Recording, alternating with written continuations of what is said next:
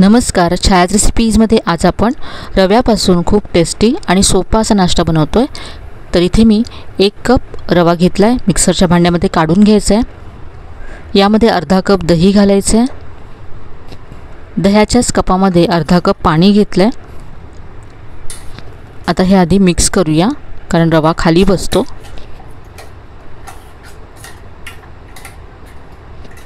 Mix केल्यानंतर हे मला घट्ट वाटतंय, तर यामध्ये मी आणखी पाव कप पाणी घालते। आता हे आपण मिक्सरला फिरवून घेऊया। तर हे मिक्सरला फिरवून घेतलंय, बाउलमध्ये काढून घेऊया।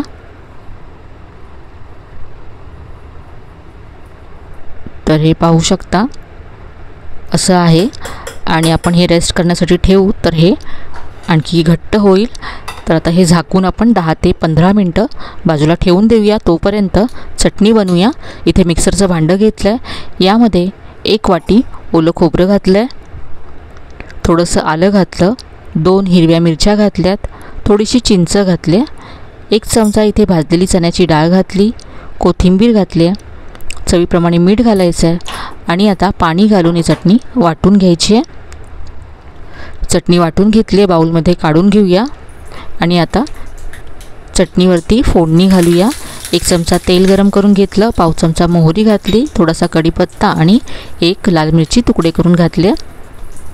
फोडणी तयार झाली, ही फोडणी चटणीवरती घातली, तर ही मस्त अशी आपली चटणी तयार झाली आहे।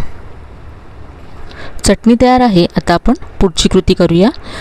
तर 10 ते 15 मिनिटं झालेत, आणि रवा आपण जो झाकून ठेवला होता तो छान फुलला असेल। तर हे पहा, आधीपेक्षा घट्ट झालं आहे आणि अगदी परफेक्ट आहे।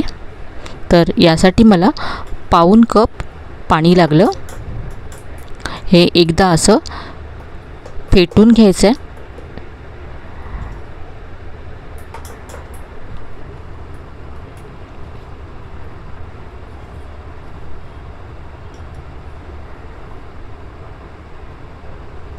आता यामध्ये चवीप्रमाणे मीठ घातलं आहे, आलं आणि हिरवी मिरची ठेचून यामध्ये घातली, अर्धा चमचा जिरं घातलं, अर्धा चमचा इथे साखर घालते, नाही घातली तरी चालेल, पण साखरेमुळे टेस्ट बॅलन्स होते।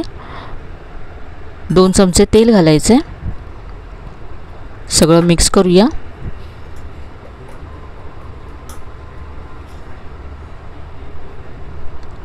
आता इथे मी हे मिश्रण 2 भागांमध्ये डिवाइड करते, कारण मी सगळ्या पिठाचा एकत्र नाश्ता बनवणार नाही आहे। तर यातलं अर्धं काढून अर्ध्या पिठाचाच मी इथे नाश्ता बनवते। तर इथे अर्धं मी एका बाउलमध्ये काढून घेतलं। इथे आता 1 प्लेट मी ग्रीस करून घेते। इथे आता अर्धं जे आपण बाउलमध्ये काढून घेतलं, त्यामध्ये मी अर्धा चमचा इनो फ्रूट सॉल्ट घातलं आहे। जर तुम्ही सगळ्या मिश्रणाचा बनवत असाल नाश्ता, तर 1 चमचा इनो फ्रूट सॉल्ट घाला। इनोवरती थोडंसं पाणी घातलं, मिक्स करून घेतलं, लगेचच या प्लेटमध्ये काढून घ्यायचं हे मिश्रण। आणि हे करत असतानाच मी गॅसवरती पाणीसुद्धा गरम करत ठेवलं आहे।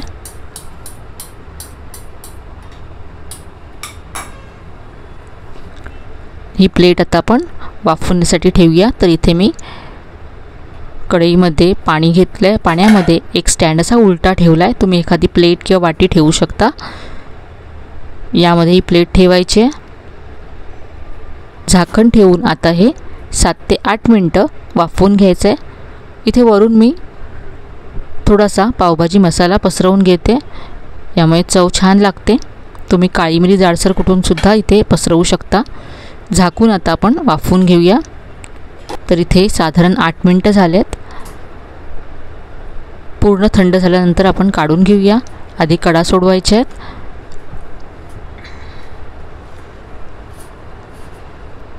आता इथे याचे मी त्रिकोणी तुकडे करून घेते।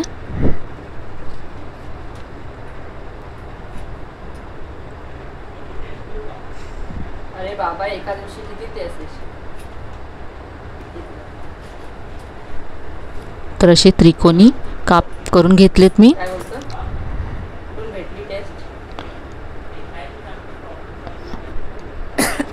पाहू शकता, अगदी मस्त असं हे तयार झालं आहे। तर इथे मी पहा सगळे पीस काढून घेतलेत. आता तुम्ही असंच हे सर्व करू शकता, पण इथे मी आज हे थोडंसं दोन्ही बाजूने क्रिस्पी करून घेणार आहे. तर इथे मी पॅनमध्ये थोडंसं तेल घातलं आहे. आता मीडियम फ्लेमवरती हे आपण दोन्ही बाजूने ब्राऊन करूया. थोडंसं किंचित रंग बदलेपर्यंत शॅलो फ्राय करायचं आहे.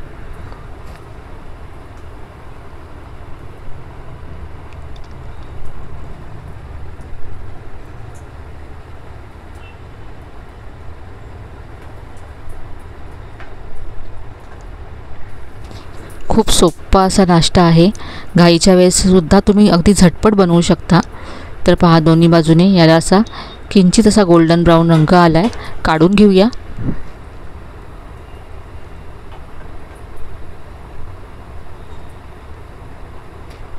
आपण जी चटणी बनवली त्याबरोबर इथे आम्ही नाश्ता सर्व केला आहे.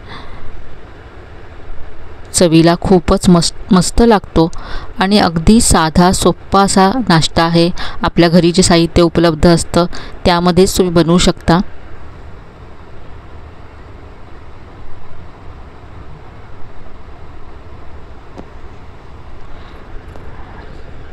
एकदा तरी ही रेसिपी नक्की बनवून पहा, तुम्हाला नक्कीच आवडेल.